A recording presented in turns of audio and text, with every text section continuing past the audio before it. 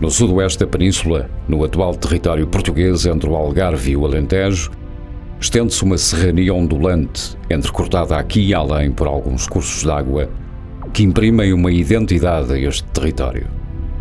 Região de fronteiras entre o interior e o litoral, entre a planície e a serra, entre o oceano e o Mediterrâneo. É, pois, nas serranias do Mu e Caldeirão e territórios envolventes que encontramos um dos maiores mistérios da arqueologia, a mais antiga escrita peninsular, a escrita do Sudoeste.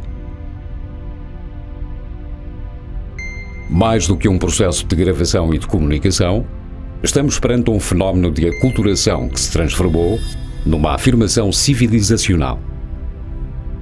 Uma escrita de influência fenícia tão semelhante à nossa e tão diferente, que permitiu o perpetuar da memória e que nos revela hoje uma visão do passado e de homens e mulheres que aqui viveram e morreram. Mas que povos escreviam estes caracteres ainda hoje indecifráveis? Como eram estes homens e mulheres que habitaram este território há cerca de 2500 anos? Como viviam e morriam? Como sobreviviam? Como evoluíram? São estas e outras perguntas que vamos tentar responder através de uma viagem ao passado, onde a arqueologia é a máquina do tempo e nós, os seus viajantes. Vida e morte na Idade do Ferro.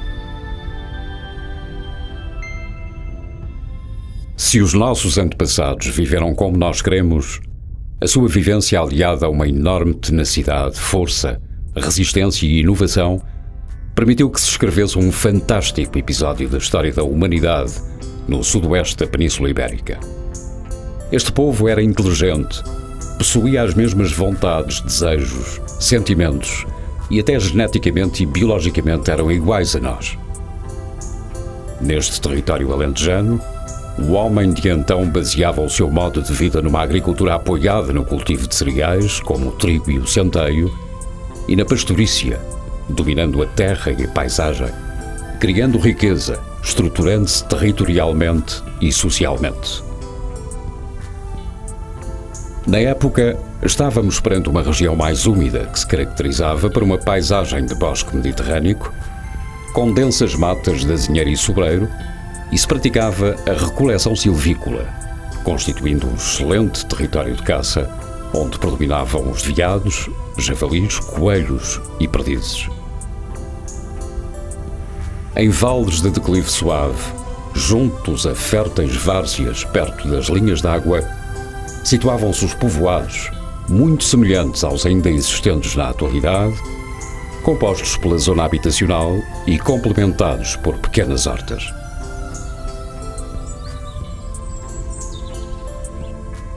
Estes núcleos habitacionais eram constituídos por casas retangulares construídas com a matéria-prima local. Utilizavam pedra nas fundações, enquanto nas paredes recorria-se à terra ou à pedra. Para as coberturas de uma só água usavam-se materiais perecíveis, como o colmo e pavimentos argilosos para o chão.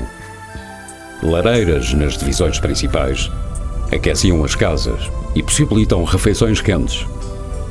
Aqui vivia-se em família, o núcleo central da sociedade. Nestas comunidades, os laços de sangue eram importantes e socialmente fortalecidos, tanto nos atos de sobrevivência como na morte. Outro aspecto relevante são as relações de poder entre povoados, nos quais os núcleos habitacionais de maior dimensão coordenariam os restantes e respectivo território, como acontece em Fernão Vaz, Ourique, Neves Corvo, Castro Verde e Monte Beirão, Almodóvar, aos quais chegavam as influências e os contactos com povoados do litoral algarvio, do Guadiana e do Sado. É nesta progressiva ocupação do território, na intensificação da exploração simultânea dos recursos naturais e da extração e transformação de minerais, como o cobre, que ocorrem significativas mudanças culturais, das quais se destacam a arquitetura de base retangular, o aparecimento da escrita, as manifestações religiosas e o aumento das trocas comerciais. Estas mudanças atestam uma reorganização das estruturas sociais e de poder, bem como testemunham a alteração dos costumes comunitários através de uma vasta gama de atributos de riqueza e ostentação. Nas serranias do Mu e do Caldeirão e nas bacias dos principais rios da região, com destaque para o Sado e para o Mira, outro vestígio arquitetónico marca o horizonte: os túmulos. Geralmente localizados perto dos povoados, encontramos nesta região o maior conjunto de necrópoles da Idade do Ferro conhecidas em Portugal. Os primeiros monumentos funerários da Idade do Ferro, constituídos por estruturas circulares com molduras retangulares ao centro, como podemos ver em Mouriços, Almodóvar. Mais tarde, estas construções evoluem para outras formas, como é o exemplo da necrópole do Tavilhão de formato retangular, ou no caso da do Monte Atafona, quadrangular, com uma abertura lateral. As sepulturas representavam lugares em honra dos antepassados, e a sua construção é prova de uma complexa sociedade organizada e estruturada, onde as elites possuem um papel de destaque. As necrópoles, na sua maioria agrupamentos de túmulos semelhantes ou de diferentes tipologias, eram recobertas por pequenos montículos artificiais, tumuli, de pedra e terra. No seu interior, as fossas, câmaras e molduras albergavam os enterramentos, inumações, ou em fases mais recentes, as urnas com as cinzas da cremação. Em ambos os casos seriam acompanhados por objetos cerâmicos, facas e lanças em ferro, objetos de adorno e vestuário em bronze, prata e ouro, conjuntos de contas de colar de pasta vítrea, oculadas ou unicolores, entre outros, e que ainda acompanhados de algum tipo de alimento ritual. Atualmente sabemos que nem todos os indivíduos eram enterrados nestes sepulcros, apenas destinados a albergar os importantes do grupo. Este método ou ação representa uma distinção social destas comunidades, para além de ser atualmente o seu maior testemunho na paisagem da região. Muitas vezes é nestes contextos funerários que surgem as estelas gravadas com a escrita do Sudoeste, comprovando assim também o seu caráter distintivo e simbólico. Tal como hoje, naquela época, as terras de Almodóvar eram ricas em matéria-prima, o que estimulou as trocas comerciais e culturais com outros povos do Mediterrâneo, que estão bem evidenciadas pelos artefactos arqueológicos encontrados.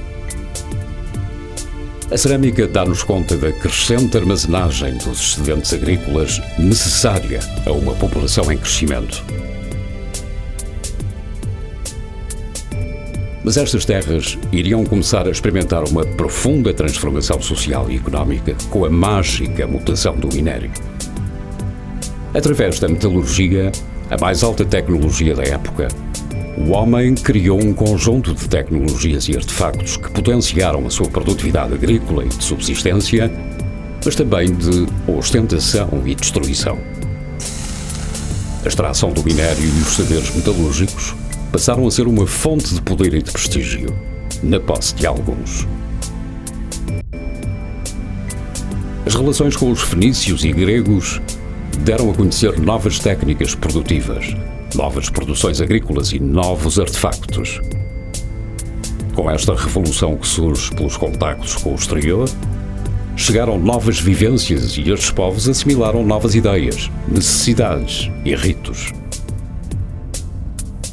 A escrita surge como influência ou aculturação neste processo, mas veio preencher uma lacuna organizacional, pois a certa altura da evolução da sociedade surge a necessidade de regular e registar.